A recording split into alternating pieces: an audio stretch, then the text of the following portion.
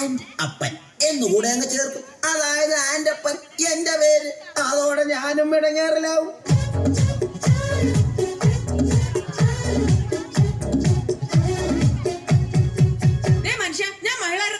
ഷോയ്ക്ക് വേണ്ടി പാട്ട് പ്രാക്ടീസ് ചെയ്തോണ്ടിരുന്നപ്പം നിങ്ങൾ എന്തിനാ വീടിന്റെ പുറത്തിറങ്ങി നിന്നത്? ഞാൻ പുറത്തിറങ്ങി നിന്നില്ലെങ്കിലേ നാട്ടുകാരി വിചാരിക്കും ഞാൻ നിന്നെ പിടിച്ച് തല്ലിയിട്ട് നീ കിടന്ന് കരയുകയാണെന്ന്. ഓ, നിങ്ങളെ ഇന്ന് ഞാൻ പാട്ട് മാത്രമല്ല, ഭരതനാട്യം, മോഹിനിയാട്ടം, കുച്ചിപ്പുടി, കഥകളി, ഓട്ടംതുള്ളൽ, മോണോ ആക്ട് ഇതിനൊക്കെ ഞാൻ പ്രാക്ടീസ് ചെയ്യുന്നുണ്ട്, അറിയാവോ? ഇതാണ് ആൻഡപ്പന്റെ ഭാര്യ റോസിക്കുട്ടി. റിയാലിറ്റി ഷോയിൽ പങ്കെടുത്ത് താരമാകാൻ അരയും തലയും മുറുക്കി ഒരുങ്ങിയിരിക്കുകയാണിവർ.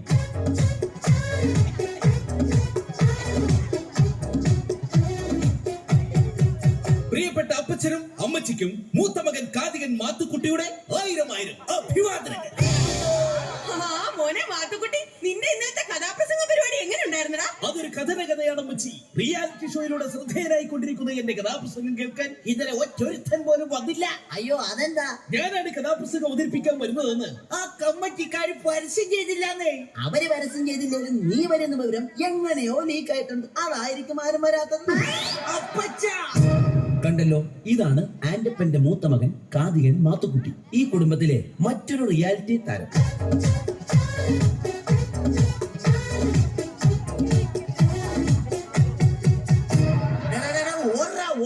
എന്റെ കൺമുമ്പിൽ കണ്ടുപോരുത് അവന്റെ ഒരു ഒടുക്കത്തെ സിനിമാറ്റിക് ഡാൻസ്. എന്താ അപ്പ ചെയ്ത്? അല്ല, അവനെന്താ ചെയ്തിട്ടാ? ഇന്ന് രാവിലെ ഞാൻ കുളിക്കാൻ കയറിയ നേരത്തെ ഇവൻ ഫയർ ഡാൻസിന്റെ റിഹേഴ്സൽ ആണെന്ന് പറഞ്ഞ് മണ്ണെണ്ണ വായിലെടുത്തിട്ട് തീ ഊതി. ഞാൻ അലക്കിട്ട് അതിന്റെ ആകെ കൂടെയുള്ള 2 മുണ്ടവൻ കത്തിച്ചു കളഞ്ഞ്. അറിയാമോ അതിന്? അപ്പൊ നിങ്ങൾ ഇപ്പൊ കൊടുത്തിരിക്കുന്നോ? ദേ, ഇത് നിന്റെ അടിപ്പാവാടയാ. ഈ വന്നതാണ് ഈ വീട്ടിലെ ഇളയ താരം, സിനിമാറ്റിക് ഡാൻസുകാരൻ ജോണിക്കുട്ടി. ഇതും മറ്റൊരു റിയാലിറ്റി താരമാണ്.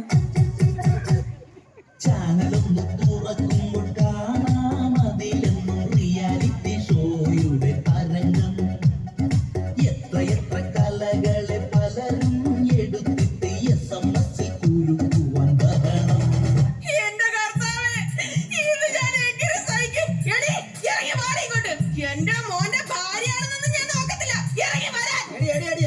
എന്നാടി റോസക്കുട്ടി? നിങ്ങൾ അറിഞ്ഞോ, ഞാൻ മഹിളാരത്വത്തിന്റെ അടുത്ത എപ്പിസോഡിൽ ഉടുക്കാൻ മേടിച്ച പുത്ത സാരി എടുത്ത് നിങ്ങളുടെ മരുമകളുണ്ടല്ലോ ആഗ്രഹം വന്ന് വെള്ളപ്പൊക്കക്കാർക്ക് എടുത്ത് കൊടുത്തിരിക്കുന്നു. അഹങ്കാരി. അതിന് നിന്നെ പിടിച്ചാലും വെള്ളപ്പൊക്കക്കാർക്ക് കൊടുത്തില്ലല്ലോ.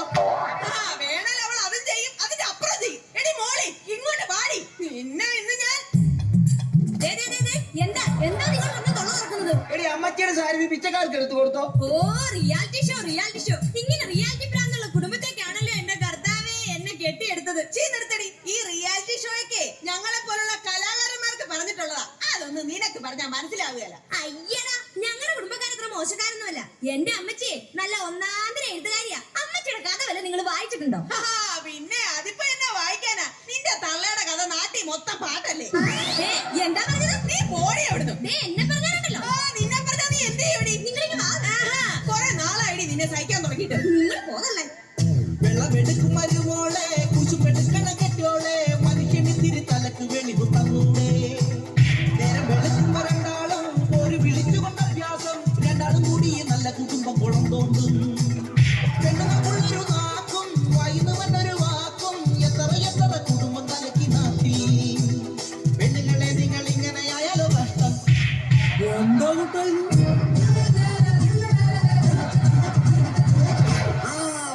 വന്നല്ലോ എല്ലാത്തിനും കുറ്റം പറഞ്ഞ എന്റെ പൊന്നാരളിയൻ വന്നല്ല. എന്തായത് അളിയ? പെങ്ങളെ, മോളെ തല്ലുന്നത് അപ്പനായാലും ഭർത്താവായാലും ഒരു താളവും ബോധമൊക്കെ വേണ്ടേ? എന്റെ പൊന്നളിയ, എരിയുന്ന നദിയിൽ എണ്ണ ഒഴിക്കാതെ ഒന്ന് കടന്നു പോകുന്നുണ്ട്. അളിയ ഷഡ്ജം ഒന്ന് ഇറങ്ങി പോടാ.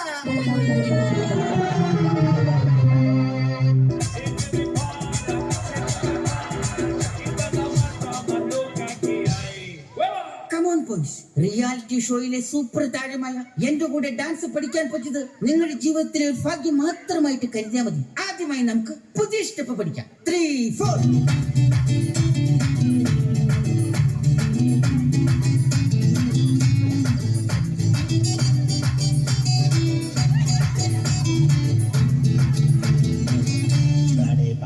അപ്പൊ ഓക്കെ, ഇപ്പൊ മനസ്സിലായല്ലോ. മാഷിനെ കൊണ്ട് വീട്ടില് ഭാര്യ തുണിയലപ്പിക്കുന്ന ആക്ഷൻ ആണല്ലേ ഞങ്ങളെ ഡാൻസ് ആണെന്നും പറഞ്ഞ് പഠിപ്പിക്കണത്. ഈ സ്റ്റെപ്പ് ഞങ്ങൾ അടിച്ച്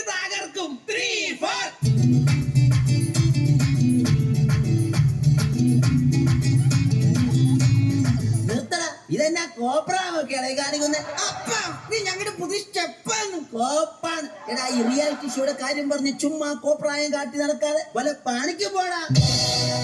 അച്ഛാ, നാളെ എന്റെ കഥാപ്രസംഗ മത്സരത്തിന്റെ ഫൈനലിലേക്കുള്ള സെലക്ഷനാ. അപ്പൊ ഇവരാരാ? ഓർക്കസ്ട്രയുടെ ചെലവ് കുറക്കുവാനായിട്ട് ഞാൻ കൊണ്ടുവന്ന മിമിക്രിക്കാരാ.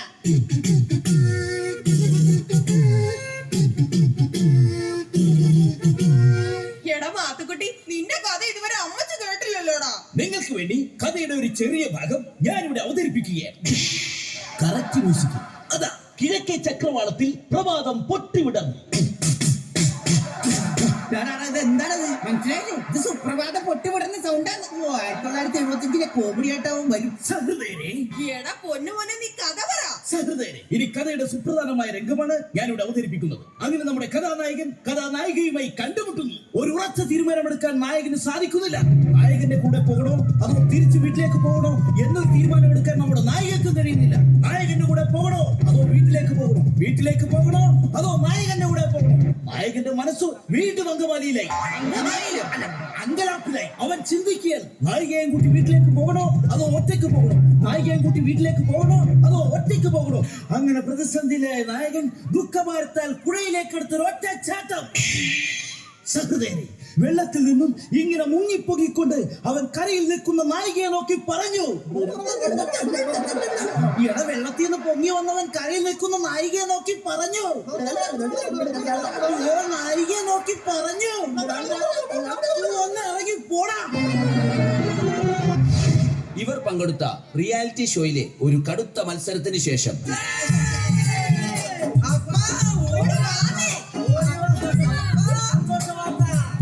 എന്നതാ മക്കളെ കാര്യം? എന്റെ പൊന്നപ്പ, റിയാലിറ്റി ഷോയിൽ എല്ലാ ഐറ്റത്തിലും ഞങ്ങൾ എല്ലാവരും ഫൈനലിലെത്തി.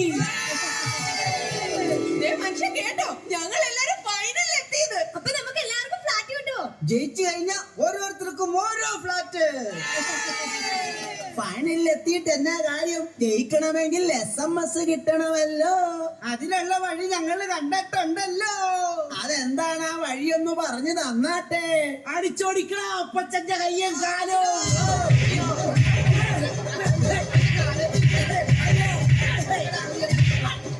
അയ്യോ, എന്തിനാടാ അപ്പന്റെ കയ്യും കാലും തല്ലി ഓടിച്ചത്? അപ്പനെ തല്ലി കയ്യും കാലും ഓടിച്ചാലേ റിയാലിറ്റി ഷോയിൽ കാണിക്കാനായിട്ട് ചാനലുകാർ വന്ന് ഷൂട്ട് ചെയ്യുമല്ലോ. അത് സ്ലോ മോഷനിലും ബ്ലാക്ക് ആൻഡ് വൈറ്റിലുമായി TV കാണിക്കുമല്ലോ. അതെന്തിനാ? അപ്പൊ ജനങ്ങള് മൊത്തം കണ്ട് ഞങ്ങളോട് സെന്റിമെന്റ്സ് അടിച്ച് SMS ചെയ്യുമല്ലോ. അപ്പോ SMS കിട്ടി ജയിച്ച് എല്ലാവർക്കും ഫ്ലാറ്റ് കിട്ടുമല്ലോ. പ്രിയമുള്ളവരെ, കലാകാരന്മാരുടെ ദുഃഖങ്ങളും ദുരിതങ്ങളും സഹതാപങ്ങളും വിറ്റ് കാശാക്കുന്ന ഇവിടുത്തെ ചാനലുകളിൽ തലകാട്ടാൻ ആക്രാന്തം കാണിക്കുന്നവരോട് എന്റെ കുടുംബത്തിന് ഇനി എന്താണ് പറയാനുള്ളത്? ചാനലിൽ പാടുവാൻ ആക്രാന്തം കാട്ടുന്ന ചെല്ലക്കിളികളെ നിങ്ങളും നോക്കണം. എന്തൊക്കെ പാടിയാലും കിട്ടൂല നോക്കണം. SMS ഇല്ലെങ്കിൽ ഇല്ല സമ്മാനം. ചാനലിൽ പാടുവാൻ ആക്രാന്തം കാട്ടുന്ന ചെല്ലക്കിളികളെ നിങ്ങളും നോക്കണം. എന്തൊക്കെ പാടിയാലും കിട്ടൂല നോക്കണം. SMS ഇല്ലെങ്കിൽ ഇല്ല സമ്മാനം. SMS ഇല്ലെങ്കിൽ